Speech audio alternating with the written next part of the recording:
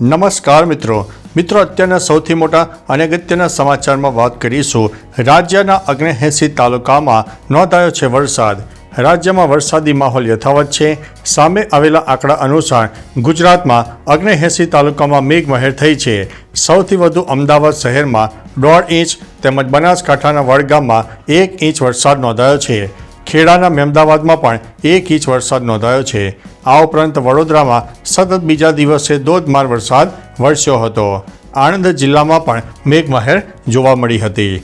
મિત્રો, અન્ય મહત્વના સમાચારની વાત કરીએ તો આજે ગુજરાતમાં ક્યાં પડી શકે છે વરસાદ?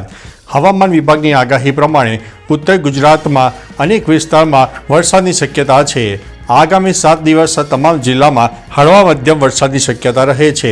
ઉપરાંત બનાસકાંઠા, સાબરકાંઠા, અરવલ્લી, મહીસાગર જિલ્લાના અમુક વિસ્તારમાં ભારે વરસાદની શક્યતા રહેલી છે। આ ઉપરાંત આગામી 7 દિવસ સુધી રાજ્યના અનેક વિસ્તારોમાં હળવાથી સામાન્ય વરસાદની શક્યતા વર્ણવવામાં આવી છે। મિત્રો, અન્ય મહત્વના સમાચારની વાત કરીએ તો ગુજરાતની આ યોજના વિશે જરૂર તમે જાણો। ગુજરાત સરકારે અનાથ અને નિરાધાર બાળકો માટે પાલક માતા પિતા યોજના શરૂ કરી છે, જેનાથી આ બાળકોને દર મહિને 3000 રૂપિયા સહાય મળશે।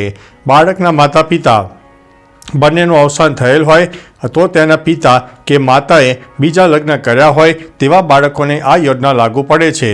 આ યોજના માટેની ઓનલાઈન અરજી કરવાની છેલ્લી તારીખ 31 ઓગસ્ટ છે।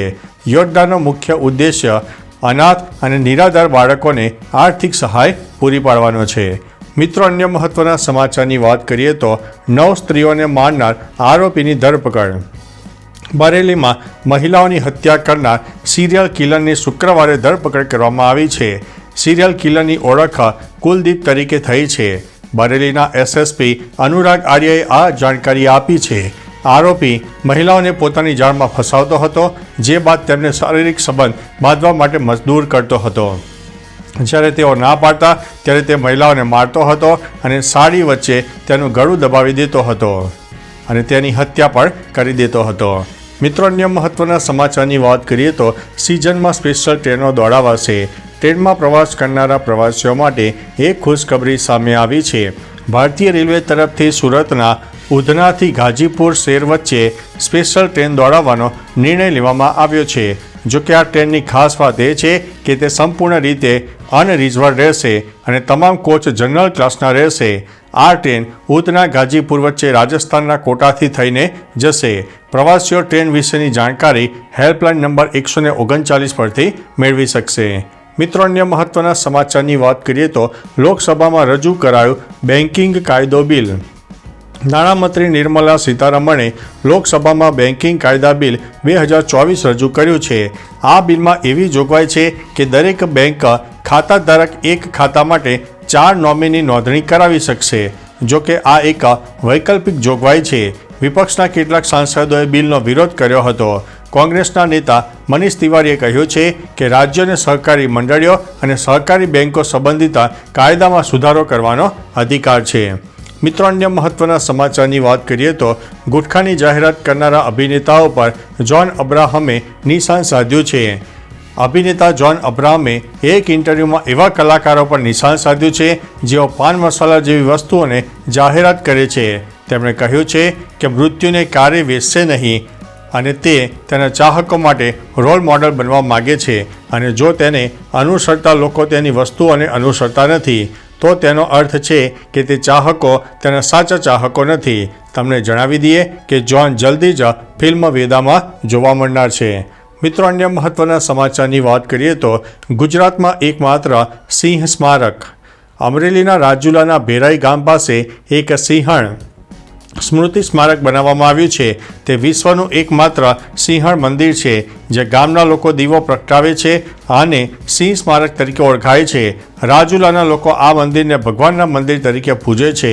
આ વર્ષે સિંહ દિવસના રોજ અહીં પૂજા અને અર્ચના કરવામાં આવી હતી। ઉપરાંત સિંહ દિવસ હતો ત્યારે પણ પૂજા અર્ચના કરવામાં આવી હતી। મિત્રો, અન્ય મહત્વના સમાચારની વાત કરીએ તો ટ્રેનની અડફેટે આવ્યા બાદ પણ કંઈ જ થયું નહીં આ વ્યક્તિને।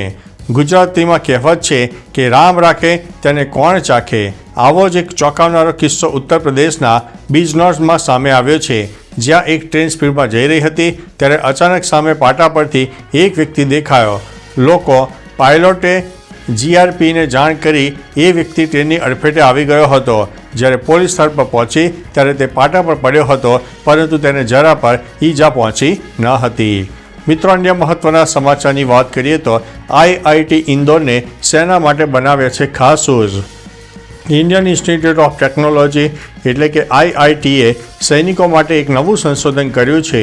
આ સંશોધનમાં આઈઆઈટીએ સૈનિકો માટે ખાસ ટેકનોલોજીવાળા બૂટ બનાવ્યા છે, જે જવાનો માટે ખૂબ જ મદદરૂપ સાબિત થશે. આ શૂઝ પહેરીને ચાલવાથી વીજળી ઉત્પન્ન થશે અને સૈનિકોનું લોકેશન પણ જાણવાની સરળતાથી જાણી શકાશે. આઈઆઈટી ઇન્દોર દ્વારા આ ઇલેક્ટ્રિક શૂઝ તૈયાર કરવામાં આવ્યા છે. મિત્રો, અન્ય મહત્વના સમાચારની વાત કરીએ તો કરોડોમાં વેચાયેલા આઇન્સ્ટાઈનના પત્રમાં શું છે ખાસ? હાલમાં જ આઇન્સ્ટાઈનનો એક પત્ર 33 કરોડ રૂપિયામાં નીલામીમાં આવ્યો છે. આઇન્સ્ટાઈને 1939માં રાષ્ટ્રપતિ ફ્રેન્કલિન ડી રૂઝવેલ્ટને એક પત્ર લખ્યો હતો. એવું કહેવાય છે કે આ પત્રે અણુબોમ્બ બનાવવાના અમેરિકન પ્રયાસને શરૂ કરવામાં મદદ કરી હતી. આઇન્સ્ટાઈને આ પત્ર બીજા વૈજ્ઞાનિક લિયો શીજલાર્ડથી મદદથી લખ્યો હતો. મિત્રો, અન્ય મહત્વના સમાચારની વાત કરીએ તો લંડનમાં આંતરરાષ્ટ્રીય વિદ્યાર્થીઓની સંખ્યા ઘટી રહી છે. યુકેમાં ઉચ્ચ અભ્યાસ માટે નોંધણી કરનારા આંતરરાષ્ટ્રીય વિદ્યાર્થીઓની સંખ્યા ઘટી રહી છે.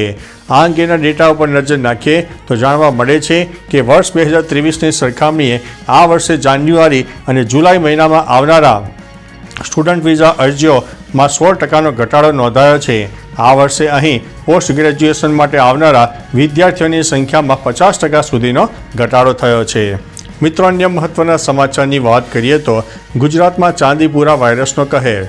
ગુજરાતમાં ચાંદીપુરા વાયરસનો કહેર યથાવત જોવા મળ્યો છે. સામે આવેલા આંકડા મુજબ ચાંદીપુરાના કુલ 162 શંકાસ્પદ કેસ નોંધાયા છે. સૌથી વધુ સાબરકાંઠામાં 16 શંકાસ્પદ કેસ નોંધાયા છે. શંકાસ્પદ કેસ પૈકી 60 કેસ હાલ પોઝિટિવ છે. ત્યારે ચાંદીપુરાના કારણે રાજ્યમાં 73 લોકોના મોત થયા છે. હોસ્પિટલમાં 8 દર્દીઓ હાલ સારવાર હેઠળ છે, જ્યારે રાજ્યમાં અત્યાર સુધીમાં 81 દર્દીઓ સાજા થયા છે. તો ચાલો મિત્રો, ફરીથી દેશ અને દુનિયાના સુપરફાસ્ટ સમાચાર લઈને મળતા રહીશો. ત્યાં સુધી અમને રજા આપશો. નમસ્તે.